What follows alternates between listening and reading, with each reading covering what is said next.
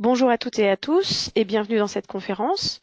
Je m'appelle Agnès Bobé-Madic, je suis pharmacien à l'hôpital de Lisieux et présidente de la DIF, Association pour le digital et l'information en pharmacie. Au cours de cette conférence, nous allons vous présenter avec Simon Rodier, pharmacien également à l'hôpital d'Alençon-Mamers, nos outils de simulation numérique en santé, les Serious Games, nos parcours immersifs à 360 degrés.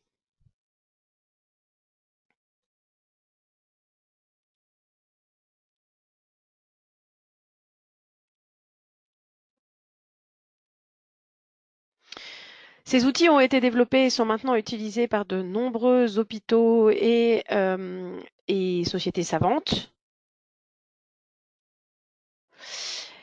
Et je vais vous présenter ici comment faire de la simulation numérique en santé. En effet, il y a beaucoup de façons de le faire, mais l'innovation que nous avons décidé de développer ici avec la DIF, c'est le parcours immersif à 360 degrés et surtout l'utilisation d'images réelles. En effet, beaucoup de personnes font aujourd'hui de l'image de synthèse. C'est très bien, mais assez cher, plutôt difficile à faire évoluer. Ça peut manquer d'immersivité, c'est-à-dire que ça ne ressemble pas encore assez à la vraie vie.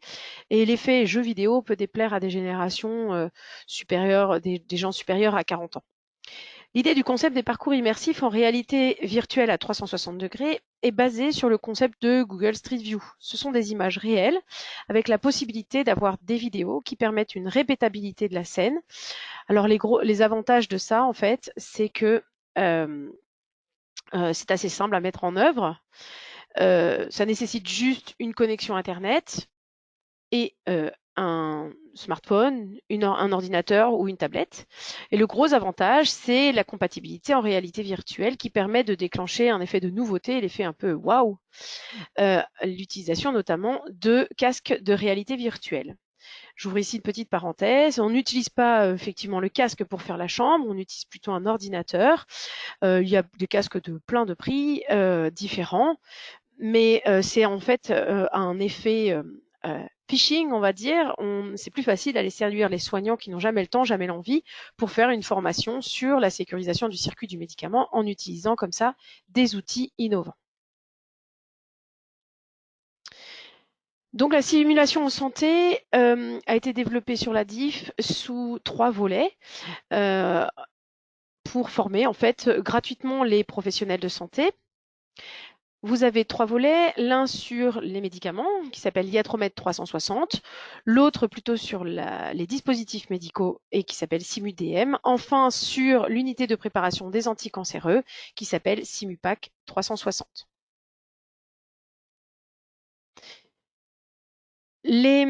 On a voulu des outils universels et par conséquent, on a voulu intégrer des erreurs assez caractéristiques dans nos outils. Pour chacun, en fait, des saisons qu'on a proposées, on a fait des groupes de travail avec des experts et des relecteurs. On s'est servi de notre réseau pour les recruter et on a, autant que faire se peut, validé toutes nos données par les sociétés savantes qui correspondent. Les erreurs intégrées aux outils sont caractérisées par, elles sont souvent pédagogiques, c'est-à-dire qu'elles vont permettre à l'apprenant d'apprendre des choses. Ce sont plutôt des erreurs fréquentes ou des erreurs graves, de façon à focaliser comme ça sur des points qui ressemblent à la vraie vie. Ce sont des erreurs justement vraisemblables, c'est-à-dire qui sont probables d'avoir lieu, et donc ensuite qui permettent du coup à l'apprenant de se dire ah bah oui ça effectivement j'ai déjà vu ou je pourrais voir et donne du coup des outils pour la vraie vie ensuite. C'est une erreur qui était facile à mettre en scène, ça c'est important parce que quand on avait des difficultés à représenter en fait l'erreur ou que l'erreur était possiblement interprétable, enfin que les images étaient possiblement interprétables, on a éliminé ce genre d'erreur de façon à éviter le plus possible de polémiques, on va dire, au moment de la réalisation du jeu. Et c'est des erreurs universelles qui, en général, peuvent arriver dans tous nos hôpitaux. Alors, comment peuvent être utilisés nos outils? Il faut savoir que le montage a été fait pour rendre l'utilisation de nos outils le plus modulable possible, afin de correspondre au format choisi en formation initiale et continue par les établissements de santé et formation. Donc, on a vraiment différents formats possibles et qui ont été testés dans plusieurs hôpitaux, plusieurs IFSI, les facultés également.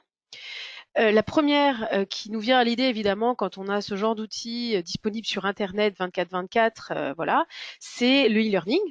L'intérêt, c'est que c'est facilement accessible et on s'auto-débrief, c'est-à-dire qu'on va revisiter la chambre une fois qu'on a fait le jeu et qu'on a rempli les réponses. On va s'auto-débriefer, on va regarder les erreurs, on va voir à quel endroit on s'est trompé ou pas. L'inconvénient, en fait, c'est que le débriefing est moins intéressant parce qu'il n'y a pas de formateur, il n'y a pas d'interaction avec un groupe d'apprenants. On est un petit peu laissé à soi-même et donc on en retire des bénéfices qui sont un petit peu moindres que lorsqu'on fait ça dans un groupe. Maintenant, je vais vous laisser avec Simon Rodier qui va vous expliquer les utilisations de nos outils à l'aide d'un formateur. Le format qu'on recommande le plus, bien évidemment, c'est tout ce qui va concerner la présence du formateur. Parce que le formateur, il a quand même un rôle, il est prépondérant.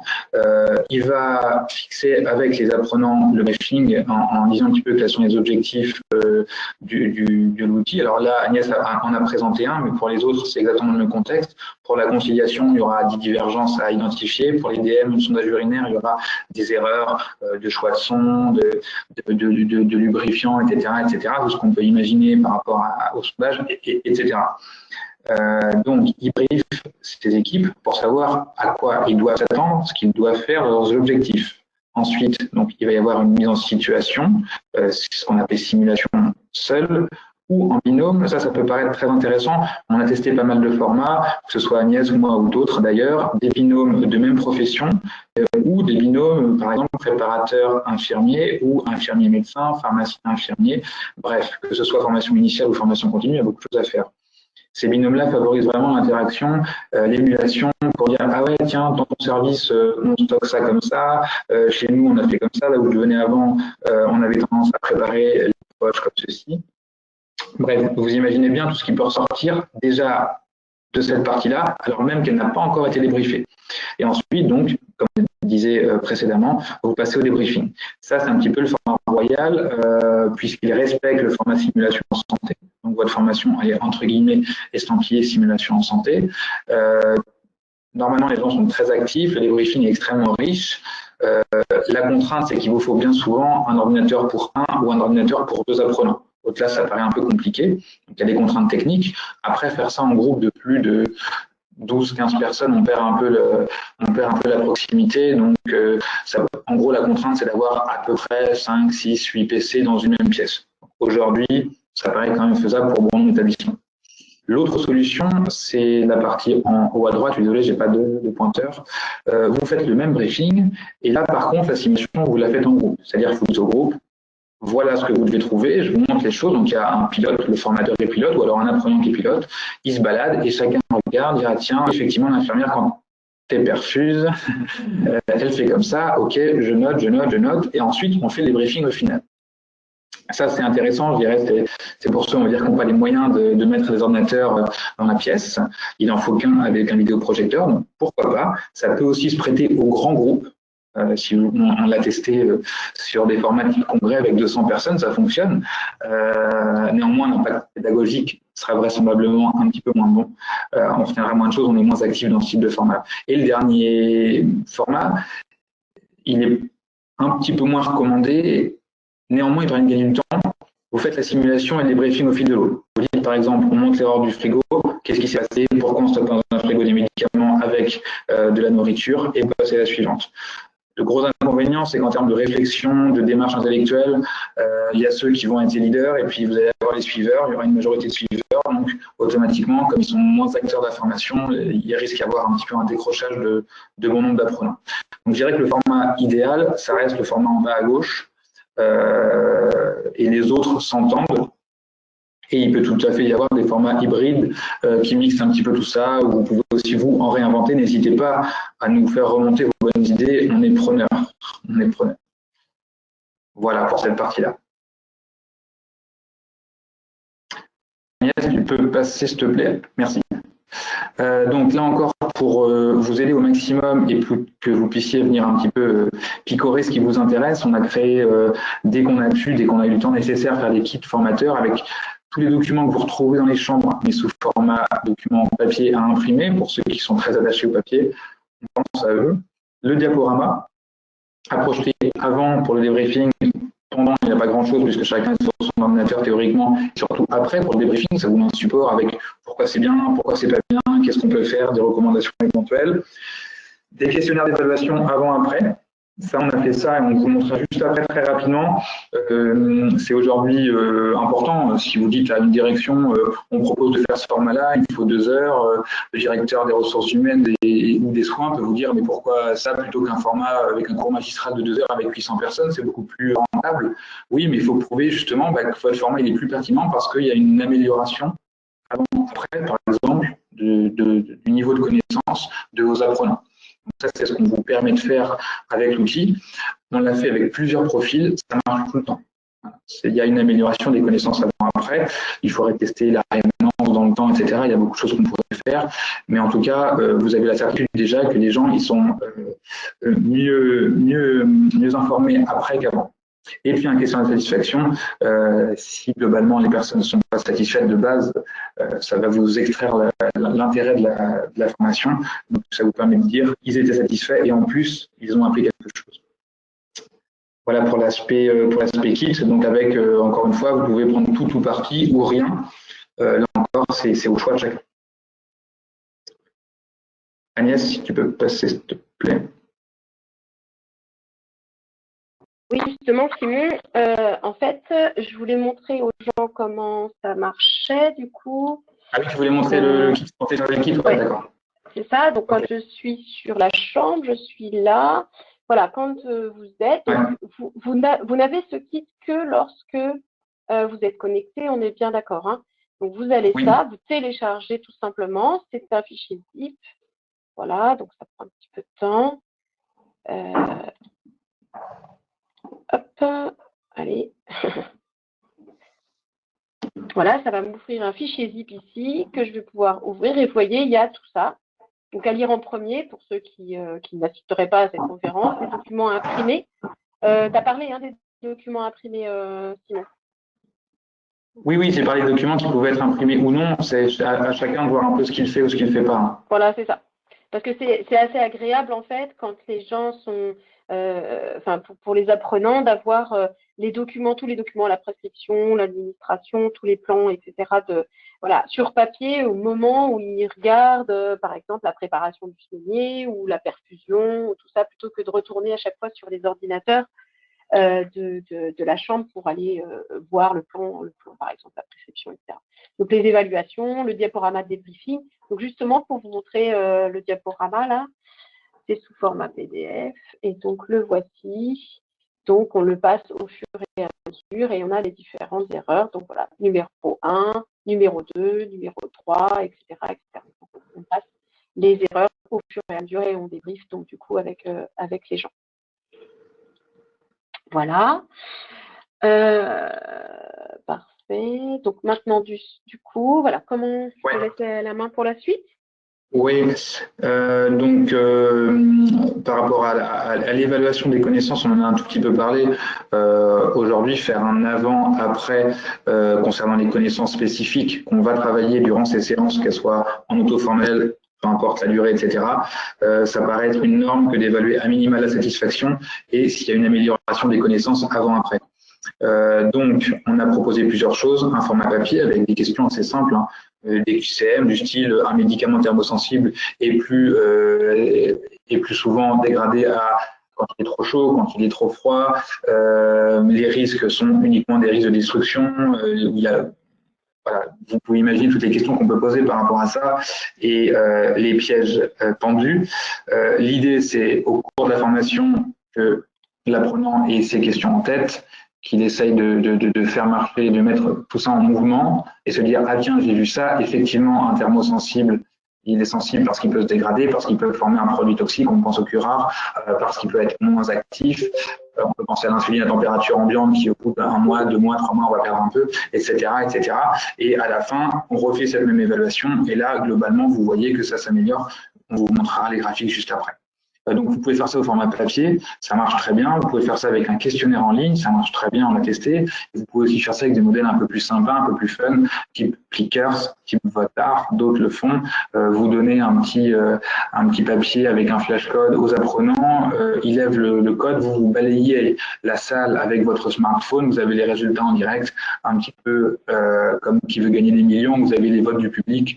Ça permet de tenir un petit peu en haleine le public. Si vous le faites déjà, bon, il n'y aura pas d'effet de nouveauté. Si en plus vous l'ajoutez, vous capitalisez encore sur l'effet de nouveauté et vous allez passer pour le formateur super hype, super cool, qui fait un truc hyper intéressant. En plus, on a appris des choses. Ça, c'est l'effet triplement positif. Pour le recueil des erreurs, de la même manière, papier en ligne, Inès a montré, ça dépend des écoles, ça dépend du public que vous avez. Si vous avez effectivement un établissement où tout est dématérialisé, il n'y a plus de papier du tout, n'allez pas sur du papier, vous allez passer pour un ringard. A contrario, si tout le monde est habitué au papier, n'allez pas faire quelque chose de trop perfectionné avec tout en ligne. Les gens vont être perdus. Et c'est pas recommandé. Donc vraiment, adaptez-vous à l'écologie locale. Faut pas révolutionner non plus tous les systèmes. Et puis satisfaction, de la même manière, papier en ligne. Toujours la philosophie ADIF, on laisse le choix, vous venez un petit peu picorer ce qui vous correspond le mieux. Agnès. Voilà, super, merci. Et on passe à la suivante. Donc, pour vous montrer un petit peu ce qu'on a fait et ce que beaucoup ont fait, ça c'est une expérimentation avec les 5e années de pharmacie, mais on a fait la même chose chez nous ici à Alençon en formation continue avec des infirmières. Agnès a fait pareil à Lisieux et beaucoup d'autres ont fait ça un petit peu partout. Donc, toujours une évaluation pré-formation, comme on vous le disait, avec 10 questions à choix simples, efficaces, pendant 10 minutes. Ensuite, on fait le briefing. Là encore, une dizaine de minutes, on explique un petit peu la technologie, comment on se déplace, que Agnès vous a montré, les objectifs pédagogiques, quel type d'erreur on doit identifier. Agnès, si tu peux passer à la diapo suivante, s'il te plaît. Merci. Donc, une fois que vous avez fait ce debriefing-là, vous voyez que vous êtes déjà à 20 minutes. Hein. Donc, au total, c'est difficile de tomber sous les 2 heures. Mais 1h30, c'est vraiment incompressible. Donc là, vous avez déjà, entre guillemets, passé 20 minutes. Ensuite, vous faites une mise en situation. Donc là, on vous recommande une quarantaine de minutes. Là, seul, en binôme, en auto-formation, peu importe. Essayez de pas être trop dessus. Ensuite, sur la même durée, le débriefing, ressenti, vous avez trouvé ça facile, difficile, réalisme, est-ce que ça vous rappelle des choses que vous avez vécues, quelles ont été vos réactions, quelles mesures correctives, des barrières mises en œuvre, etc. Bref, ça vous permet d'aborder tout un tas de choses, des pratiques réflexives avec les équipes, et puis vous corrigez parce que bien évidemment, il faut que les take-home messages soient là, qui reviennent avec des messages forts, du style les thermosensibles, on les suit comme ça parce qu'il y a un risque financier, il y a un risque de dégradation, etc. C'est pas pareil quand c'est une nature chimique, une nature protéique. Les anticorps, effectivement, ça se dégrade quand c'est congelé, etc., etc. Il faut aller plus ou moins loin aussi en fonction du niveau de maturité de vos équipes, des problématiques locales. Une fois que vous avez débriefé tout ça, eh bien, on vous recommande sur la diapo suivante l'évaluation post-formation. Là encore, 10 minutes et vous avez automatiquement, alors si vous faites un truc en ligne, c'est super parce que vous avez automatiquement l'avant et l'après. Et là, vous pouvez quasiment montrer à la fin de la formation, vous voyez la preuve, vous avez progressé avec un format innovant. Si vous le faites au format papier, il faut reprendre tous les résultats un à un, les corriger dans un tableau Excel et puis montrer que ça a eu un intérêt. Et nous, ce qu'on a fait effectivement pour les étudiants en 5e année, parce qu'il y avait quand même la volonté d'avoir quelque chose de suivi dans le temps. On a fait un retour sur résultat à J+7 pour faire une petite piqûre de rappel, leur montrer un petit peu leurs résultats, leur dire qu'en stage, ils devraient focaliser sur certaines choses. Et puis, on a fait aussi un format un petit peu à distance quelques mois après, sous forme d'un CREX pour discuter les erreurs identiques à celles-ci qu'ils avaient pu constater dans les services de soins où ils étaient en stage. Donc voilà, on peut avoir des formats plus ou moins imbriqués, plus ou moins suivis dans le temps, ce qui est quand même aujourd'hui d'un point de vue pédagogique quelque chose qui est vraiment à la mode. On fait plus juste du one shot, une expérimentation, on suit dans le temps ce qu'on fait et on fait du lien entre toutes les formations, de telle sorte que l'apprenant soit toujours un petit peu baigné de ces informations et de ces messages pédagogiques. Voilà. Et donc, en termes de résultats, si on s'intéresse juste à la dernière diapositive, bien, on voit que les deux courbes, la courbe bleue, vous imaginez bien, c'est avant, la bleue marine, et la bleue claire, c'est après. Donc, vous voyez que pour toutes les questions, il y a une progression. Vous allez me dire, ah non, pas pour la certification HAS. Effectivement, on avait affaire à une population d'étudiants, donc potentiellement un petit peu filou. Donc, il y a une question qu'on avait volontairement posée, mais on n'a jamais donné la réponse, que vous voyez bien, qui n'ont pas progressé. C'est normal parce qu'on ne l'a jamais abordé. Donc, ils n'ont pas triché et ils ont progressé sur tous les autres critères. Donc maintenant, si on rebalaye un petit peu les outils qu'on a aujourd'hui et qu'on aura demain, on a commencé avec une première version en 2016, hein, déjà 4 ans, la version MCO, donc qui est classique, qui va, on va dire, qui va causer un maximum de monde. On a fait ensuite dans la foulée une version cancérologie. Là, on va revenir sur les parcours de soins avec la RCP du patient, le PPS, les soins de support, les prémédications, etc., les risques de les avoir oubliés et tout ce qu'on imagine quand on est dans ces circuits-là. La conciliation 2018 avec 10 divergences identifiées. Ensuite, on s'est intéressé avec des internes puis pharmaciens en disant ouais, mais les DM c'est aussi hyper important. Et effectivement, avec Agnès, on a peut-être plus une tendance à être très médicament, mais il y a aussi les DM, c'est passionnant. Et donc, on a fait une première version de sondage urinaire, là qui a un peu, on va dire, bien intéressé les infirmiers. Europharma était aussi très intéressé par l'outil et aujourd'hui, ça a été un petit peu remis en question avec le contexte épidémique, mais l'intégration de l'outil dans la maquette des internes est plus qu'en discussion. Donc, tous les internes de France pourraient bénéficier de ce type d'outil. Ensuite, on a fait en parallèle en 2018, ouais, 2017, 2018, 2019, c'est un projet un peu qui a bien avancé. C'était Simupac, donc la même chose, focalisé sur les équipes préparateurs et pharmaciens, préparation de chimiothérapie. Donc, vous imaginez bien les erreurs, on s'est trompé de solvant, on a manipulé comme un cochon, les pratiques d'habillage ne sont pas bonnes, on mâchouille un chewing-gum dans la ZAC, etc., etc. Tout ce qu'on peut y glisser, de cliniques, techniques, etc. Et on aurait pu s'arrêter là, vous allez me dire, mais on ne s'est pas arrêté là parce qu'on a fait une version grand public. Et là, c'est quelque chose qu'il faut qu'on creuse dans les années à venir parce qu'il y a aussi tout un besoin pas forcément d'éducation thérapeutique, mais d'aller jusqu'à la sensibilisation et l'assurance du patient, l'assurance qualité en lui disant soyez rassurés, chez nous les chimiothérapies c'est fait comme ça, vous voyez, on ne peut pas vous faire visiter une ZAC parce qu'évidemment ça ne se visite pas, mais au moins on peut montrer, je pense que ça rassure les patients de voir le niveau de qualité de nos ZAC en France. On pourrait imaginer la même chose d'ailleurs pour la stérilisation ou pour tout un tas de processus.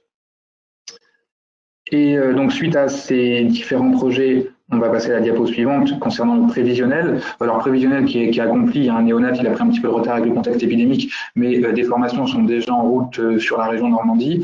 Ça concerne quand même, c'est un petit peu une niche, mais c'est très intéressant. En 2021, là, on a commencé à travailler le groupe repart, le côté prise en charge médicamenteuse au bloc opératoire. Là, avec la SFPC et la SFAR, et d'autres sociétés, mais peu importe, pour travailler vraiment le référentiel qui date maintenant d'il y a quelques années concernant les bonnes pratiques de PFCM au bloc opératoire. Et donc, un projet intéressant. Agnès, on va passer à la suivante, s'il te plaît. Ouais, concernant le DM, après le projet sondage urinaire qu'on a évoqué sur la diapositive d'avant, on a eu l'idée de faire quelque chose de plus généraliste sur le bon usage des DM. C'est-à-dire qu'on ne va pas rentrer dans le détail, mais on va dire attention, il y a des erreurs sur les voies d'abord injectables, on va en parler un tout petit peu. Il y a des erreurs sur le choix des pansements, on va en parler un petit peu. Il y a des erreurs sur le sondage urinaire, on va en parler un petit peu. C'est plus une fonction de balayage sur tous les grandes classes, on va dire, des dispositifs médicaux, et de rappeler le bon usage général des DM pour ensuite s'orienter sur des formations spécifiques. Donc là, il y a un intérêt quand même pour, on imagine, les infirmières qui démarrent ou les préparateurs qui démarrent, d'aborder en une formation peut-être d'1 heure, 2 heures, l'ensemble des DM et les principaux risques et le bon usage. Et enfin, concernant Simupac, on a pour projet 2021 de démarrer une version expert parce que celle qu'on a là, pour ceux qui l'ont faite et pour ceux qui font des chimios depuis longtemps, vous l'avez certainement trouvé assez facile, effectivement. Voilà pour les projets qui sont officiels. Vous imaginez qu'on en a beaucoup d'autres. Donc, si on revient très rapidement sur les champs, mais je pense qu'on va pouvoir balayer très vite, Agnès, parce que là, on a déjà vraiment discuté beaucoup de choses. Tout à fait. C'est voilà. Tout à fait. Donc ça, on connaît, vous l'avez vu. En fait, pas ce que tu en penses. Voilà.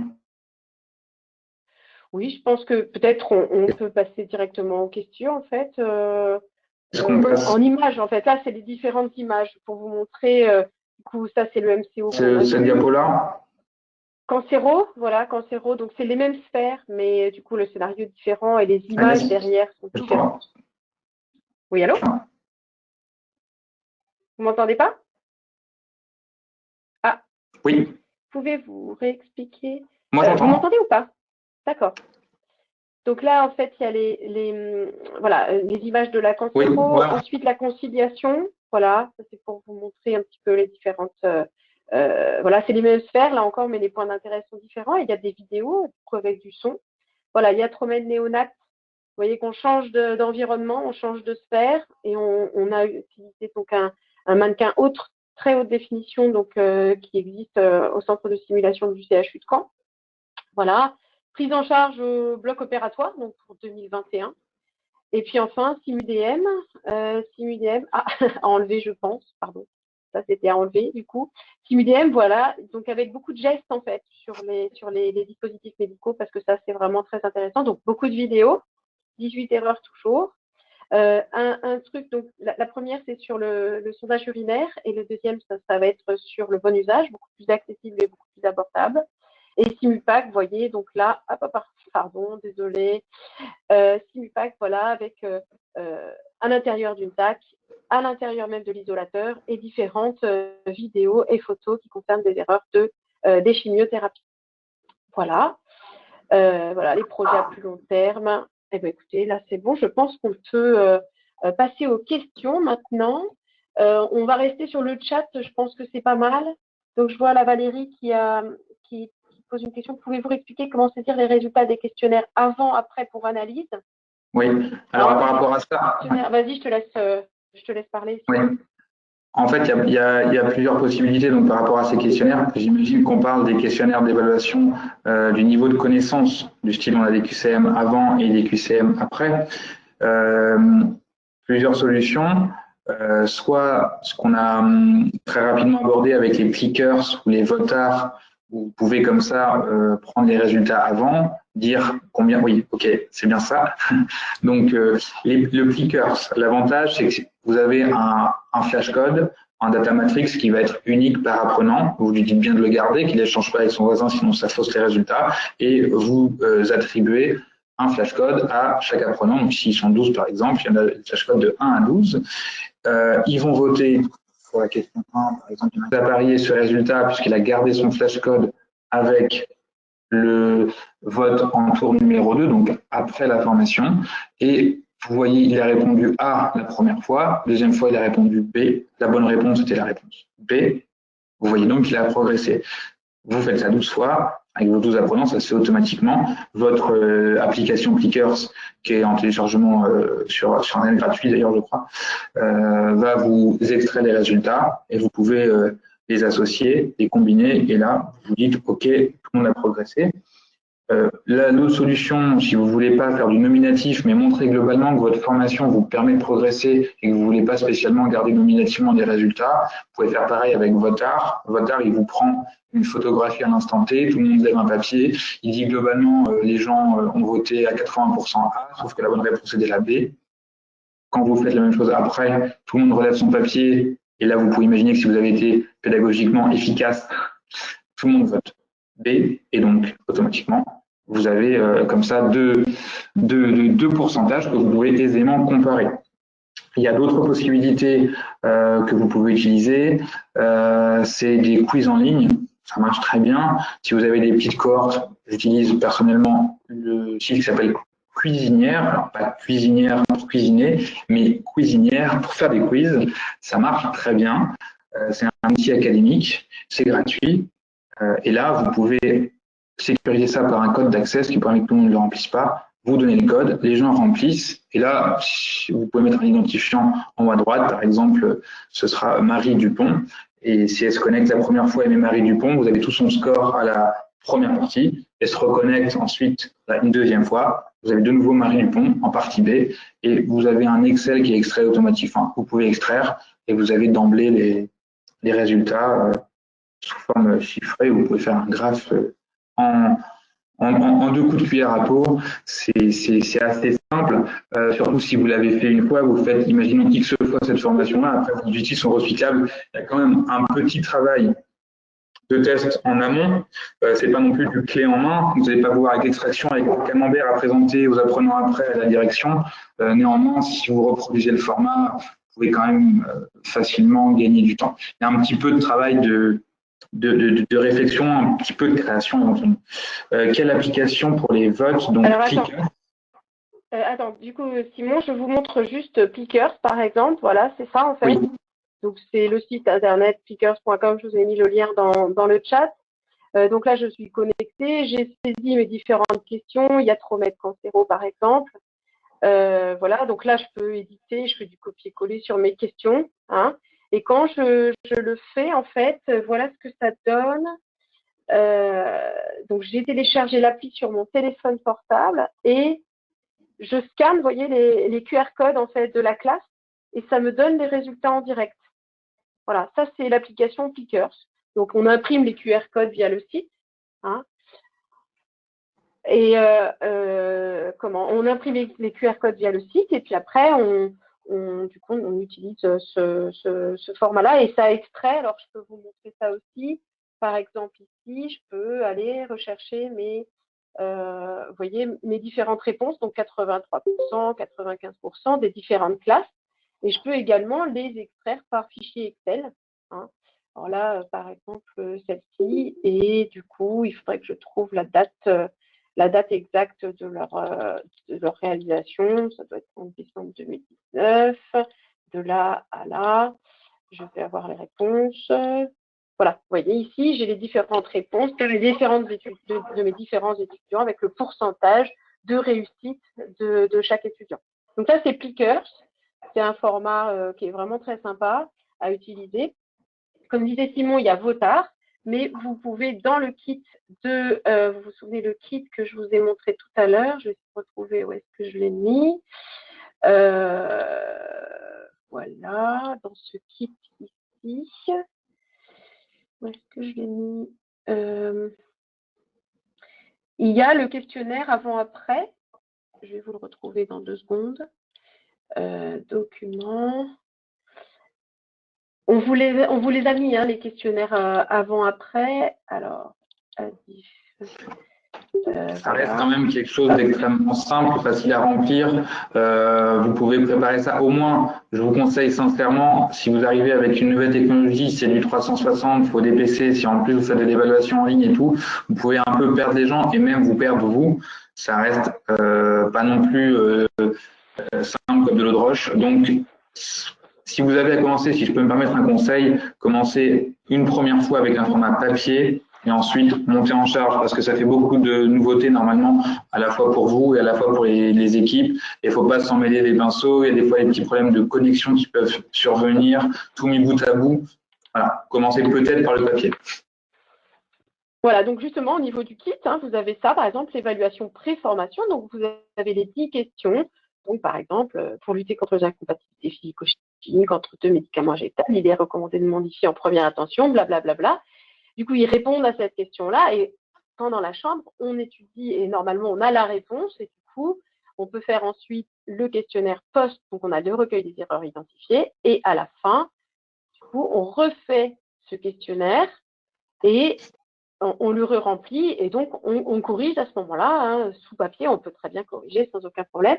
Donc la fameuse question ici, question choix simple, on a la réponse et quand on a la réponse, après on peut comme ça mesurer si les étudiants ont progressé sur toutes les questions, puisqu'en fait dans les 10 questions qu'on propose, c'est les 10 questions qui concernent les différents thèmes qui sont balayés donc lors de la chambre des erreurs.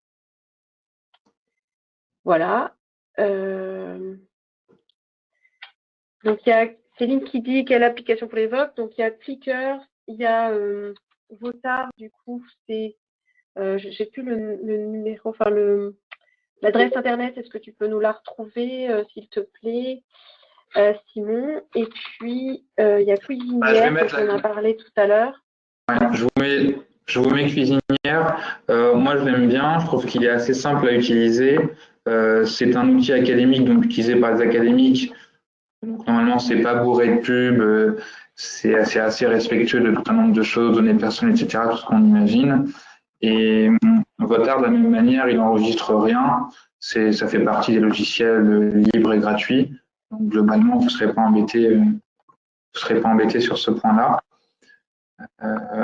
Mais vraiment, conseil, commencer par du papier et ensuite monter en charge une fois que vous maîtrisez bien. Ça demande quand même un petit peu de rodage. Si vous ne voulez pas exploser votre compteur de temps, parce que même en 2 heures, faire l'évaluation avant, après, pour l'avoir fait un nombre certain de fois, et Agnès aussi, il faut quand même être un petit peu au chrono. Il faut rappeler les règles, dire qu'à un moment, il faut arrêter, poser les stylos, arrêter la réflexion, parce que vous voyez, à un moment, ça s'emballe. Les gens, ah, moi, je vais encore trouver des choses, parce qu'il y a toujours des choses à voir, des choses à redire, à discuter. Et les briefings n'en sont que plus intéressants. Néanmoins, il faut savoir bien timer la chose, sinon, vous pouvez vite passer 3-4 heures quasiment sur la formation, quelle que soit la formation. Et du coup, on n'a pas parlé non plus tout à l'heure de la semaine sécurité patient, parce que c'est vrai qu'au départ, c'était un petit peu pour ça qu'on avait créé ces chambres, donc vous pouvez tout à fait les utiliser. Moi, j'ai déjà fait, alors Simon, toi, tu l'as fait vraiment en formation de 2 heures au moment de cette semaine. Donc, tu organises des sessions pour vraiment faire la chambre, des sessions de 2 heures. Moi, j'ai déjà fait des sessions en accès libre. Là, toi, tu le fais de façon contrôlée. J'ai le faire par groupe, par exemple, 2 groupes qui le font en même temps, puis on débriefe tous en même temps, et il y a une sorte d'émulation et un peu de concours entre les différents groupes. Voilà, j'ai déjà vu en grande salle et avec le formateur et le coach, en fait, et il explique et il montre au fur et à mesure, et la discussion se fait un petit peu au fur et à mesure. Et puis grand public, moi j'ai déjà utilisé la grand public, notamment de chimiothérapie, au moment de la semaine de sécurité patient, pour que les gens visitent du coup une unité de reconstitution des chimios. Oui, alors il y a aussi d'autres formats, parce qu'on est parti effectivement chez nous d'un format, enfin 2 ans où on inscrivait les gens. Après, on voit qu'inscrire les gens sur des formats de 2 heures, alors 2 heures, on nous dit c'est trop long et c'est trop court. Je pense que vous avez à peu près le même retour. Pour libérer les équipes, avant les soins, après les soins, les équipes sont fatiguées, elles n'en peuvent plus, etc. On a un petit peu toujours les mêmes sons de cloche à droite à gauche.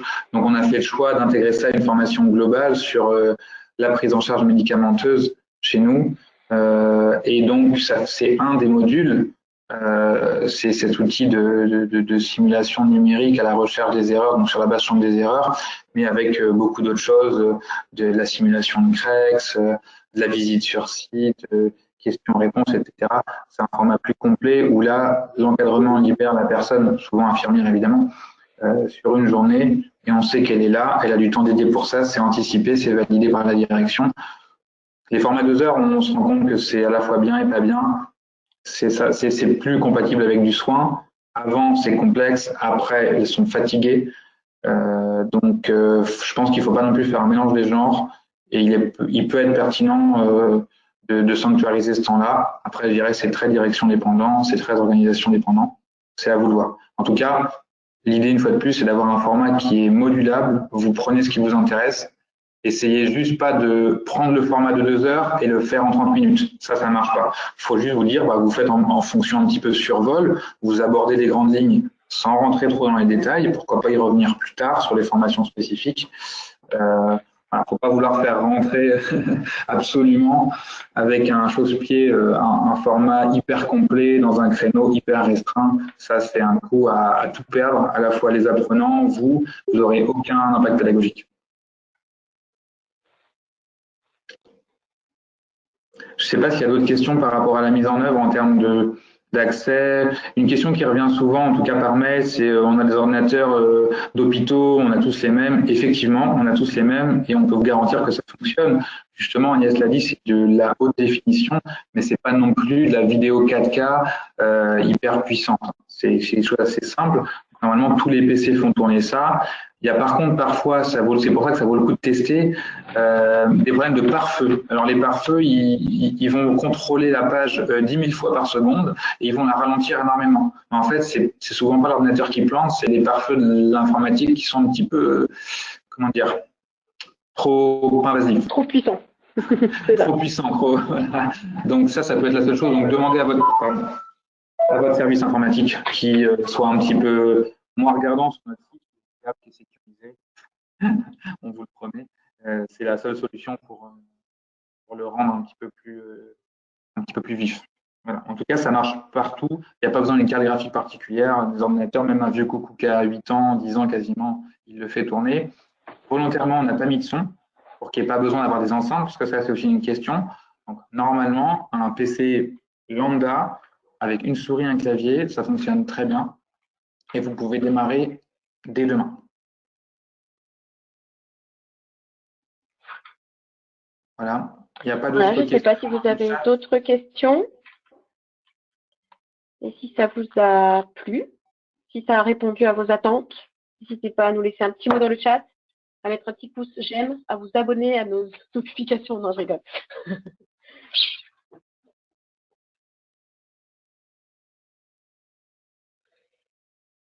Si vous aviez voulu d'autres renseignements. Ok. Visiblement, les 3 premiers messages, on a vraisemblablement répondu aux attendus, ce qui est une bonne chose. N'hésitez pas à Merci tester. Chouki, bonjour. N'hésitez pas à tester. Super. Prenez un apprenant cobaye et essayez de poser vous sur papier l'enchaînement de vos séquences, voir quels outils vous l'utilisez, comment. Vous testez ça avec un cobaye et puis après vous vous lancez. Globalement, ça marche très bien. Oui, il faut. Sur les publics La première chose, jeunes, moins c'est d'abord. jeunes. Quoi? Pardon? Oui, la première chose à faire, c'est de le faire vous-même, en fait, vraiment Oui, de la faire en ça. situation pour pouvoir ensuite répondre aux différentes questions. Avoir été confronté à des difficultés vous permet aussi de mieux appréhender celles qu'auront à surmonter les apprenants.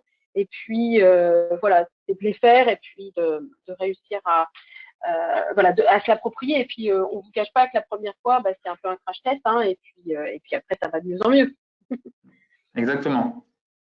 En tout cas, après avoir fait quelques crash tests, on n'a plus de crash avec Agnès, l'un comme l'autre, sur des publics différents, mixtes, IFSI, pharma, établissements de santé de différentes tailles. On a testé en congrès, comme on a dit, on a testé sur les publics master gestion des risques. Ça fonctionne très très bien. Donc, il faut rester simple et efficace, pragmatique, montrer qu'on a un intérêt en évaluant l'avant et l'après. Et puis, normalement, ça ne devrait qu'aller en s'améliorant. Et ce type de format-là, on voit tout leur intérêt aujourd'hui. C'est de la mise en pratique, ça fait réfléchir en équipe. En plus, là, c'est numérique. Le contexte actuel nous montre à quel point le numérique est une force. Pour continuer à avancer malgré tout, si les infirmières sont cloîtrées chez elles, justement, on capitalise, on leur fait faire ce type d'outils. Comme ça, elles ne perdent pas la main, elles se forment, plutôt que laisser les gens vraiment en stand-by à ne rien faire. Donc, il y a vraiment un intérêt à y aller. N'hésitez pas. Oui, En tout cas, ouais, il y a un point qui est très Simon, important, c'est que ouais, non, vas-y, je t'en prie. ouais, c'était plus les gens utilisent, plus les gens adhèrent, plus on a des contrats, c'est quasiment de l'ordre de l'euro symbolique, enfin c'est les 2 euros symboliques avec les IFSI, avec les facs, avec différents organismes de formation. Plus on a entre guillemets d'entrée financière, comme on est obligé, et il y a une volonté de tout redépenser dans la formation, bien, on améliore les outils, on en crée de nouveaux, on crée des partenariats. Donc les utiliser, c'est aussi nous faire vivre et faire vivre ces outils-là qui sont modestement ambitieux. Voilà. C'est joli comme image. Oui, pour finir, moi j'ai testé justement en formule Covid, puisque je devais faire la chambre des erreurs en IFSI du coup à des groupes de 25 étudiants, et puis juste on a été confinés la semaine d'avant, donc je l'ai fait en webconférence et ça s'est super bien passé.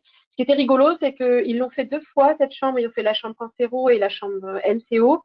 Et la deuxième fois, j'ai eu des retours comme quoi, par exemple, comme ils étaient au calme chez eux, et c'était plus tranquille et du coup, ils étaient plus concentrés. Après, il y en a d'autres qui ont dit que c'était un peu moins bien parce qu'ils n'étaient pas avec les copains, mais globalement, ils étaient ravis et même ils se demandaient si, comme c'était le tout début, ils se demandaient si tous les cours de Covid allaient être comme ça.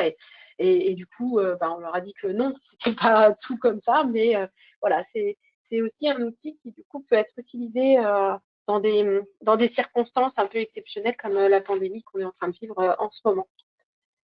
Voilà. Et d'ailleurs, les IFSI ne s'y trompent pas et commencent à nous les acheter de plus en plus. Nous les acheter, entre guillemets, nous acheter les droits d'utilisation en tout cas. Voilà. Écoutez, merci à tous d'être venus. On est pile poil à l'heure. Voilà. Si vous avez des questions, vous n'hésitez pas. Vous avez nos coordonnées. Je vais mettre un lien. Je vais vous envoyer un lien vers le diaporama pour que vous puissiez le revoir éventuellement, voilà, avec les références et tout ça dont vous avez besoin. Puis vous n'hésitez surtout pas à nous contacter, Simon et moi, pour avoir des renseignements complémentaires, il n'y a aucun problème. Pour également nous faire des retours en nous disant, voilà, j'ai utilisé la chambre comme ça s'est passé comme ça.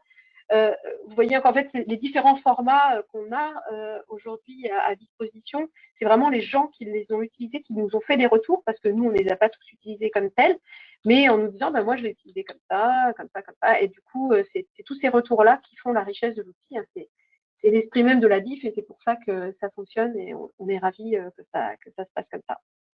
Voilà. Oui, merci Carole, l'autre, merci d'être venue. L'un comme l'autre, on a pu aussi, si vous avez vous testé, vous voyez un peu, vous projeter, vous nous envoyez un petit mail, on a fait par téléphone, vous aviez 2-3 questions très pratico-pratiques, concrètes, et en 15-20 minutes, on en a fait le tour. Vous pouvez démarrer tranquillement. Nous, on est content de pouvoir vous aider. Donc, ça peut se faire. Si demain, on a 300 demandes par jour, on ne pourra pas, mais vraisemblablement, ce ne sera pas le cas. Voilà, je pense que Agnès, comme moi, on arrive à prendre du temps par-ci par-là pour vous aider à mettre en œuvre ce type d'outil-là. Ça nous fait vraiment extrêmement plaisir.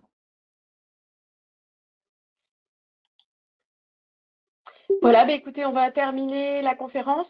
Je vois que les gens quittent au fur et à mesure. Merci beaucoup à tous et à toutes d'être venus. Et puis, à une prochaine fois. Au revoir. À bientôt.